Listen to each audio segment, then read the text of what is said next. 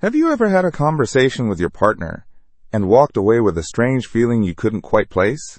A feeling that the words being said were just a surface layer and that something much deeper was happening underneath. It's a common experience, yet it's one that a vast majority of men tend to overlook. Today, we're not going to talk about obvious signs of trouble. We're going to explore the subtle, almost invisible shifts in language that can signal a profound change in a relationship. This isn't about becoming a detective in your own home, but about becoming more attuned to the nuances of female psychology and communication. What I'm about to share could completely reshape how you listen to your partner and understand the health of your connection.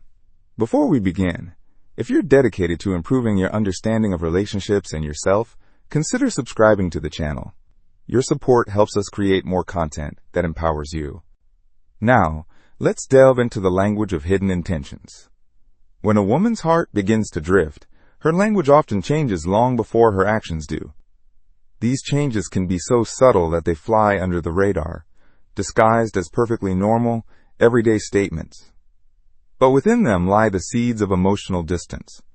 One of the very first signs can emerge when she starts talking about someone new, a coworker, a new friend from the gym, or someone from her social circle. You might hear her say something along the lines of, "It's amazing David just gets me. He understands the pressure I'm under at work so well." On the surface, this sounds harmless, even positive. But pay close attention. When she repeatedly emphasizes how well someone else understands her, it can be a subconscious signal that she feels a void in her connection with you. It's a subtle comparison. This new person is being held up as a mirror to what she feels is lacking in your relationship. This is often where an emotional affair begins, not with a physical act, but with a bond of understanding and validation sought outside of the primary partnership. It's not necessarily a malicious act at this stage, but it is a red flag that an emotional wedge is being driven between you two. The foundation of your intimacy is being tested, and a new pillar of support is being built elsewhere. From that point of emotional separation, a need for physical separation often follows. This is where the excuses, however plausible they may seem, begin to appear more frequently. A classic phrase that provides the perfect cover is, "Don't worry about me, I'm just going out with some friends tonight." Of course, a healthy relationship includes time spent with friends. Nobody would or should question that. The issue isn't the act itself, but the context and the frequency. Does it feel different than it used to? Is the explanation vague, lacking the usual details she'd share? When a night out with friends becomes a recurring, almost weekly event, and you notice a certain defensiveness, if you ask simple questions like, "Who are you going with?" or "Where are you guys headed?" it might be a sign. This phrase can become a convenient shield, a simple way to create a block of unaccounted for time. It deflects further inquiry because questioning it can make you seem controlling or insecure. This is the strategic brilliance of such a statement. It allows for freedom without raising immediate alarm, providing the perfect opportunity for a secret life to unfold in plain sight, hidden behind the guise of a normal social life. Closely related to needing a night out is the more direct request for personal time, which often comes in the form of, "I just feel like I need more space for myself lately." This is perhaps one of the most difficult phrases to navigate, because the need for personal space is a legitimate and healthy aspect of any individual's life. But when it comes out of the blue, or seems to contradict the current state of your relationship, it warrants a closer look. Is this space about her reconnecting with her own hobbies and passions, which she openly shares with you afterward? Or is this space an opaque bubble of time and activity that you are not privy to? When a request for space is a pretext for infidelity, it's used to create a guilt-free zone where she can invest her time and energy elsewhere. It's a way of drawing new boundaries that conveniently exclude you. If you notice that this newfound need for solitude results in her being more distant, less communicative, and more guarded about her phone or her schedule, the space she is creating might not be for herself alone, but for herself and someone else. Another common and effective way to create that space is by leveraging professional obligations. The excuse, "I'm so sorry I have to work late again tonight," is a classic for a reason. It's incredibly difficult to argue with. A person's career is important, and deadlines are real. However, like the other phrases, the key is in the pattern.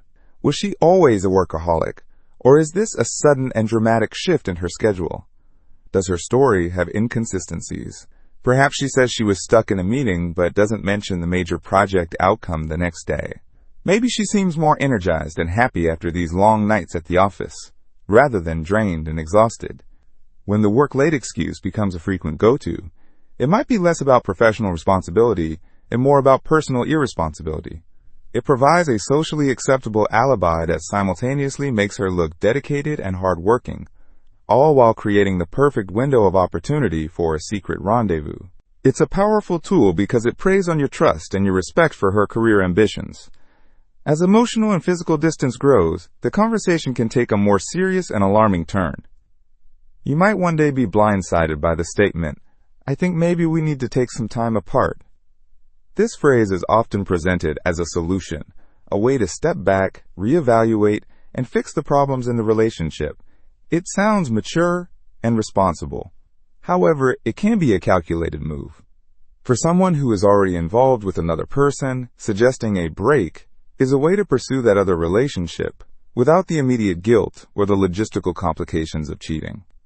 It's a trial separation that allows them to experience life without you, to see if this new connection has long-term potential.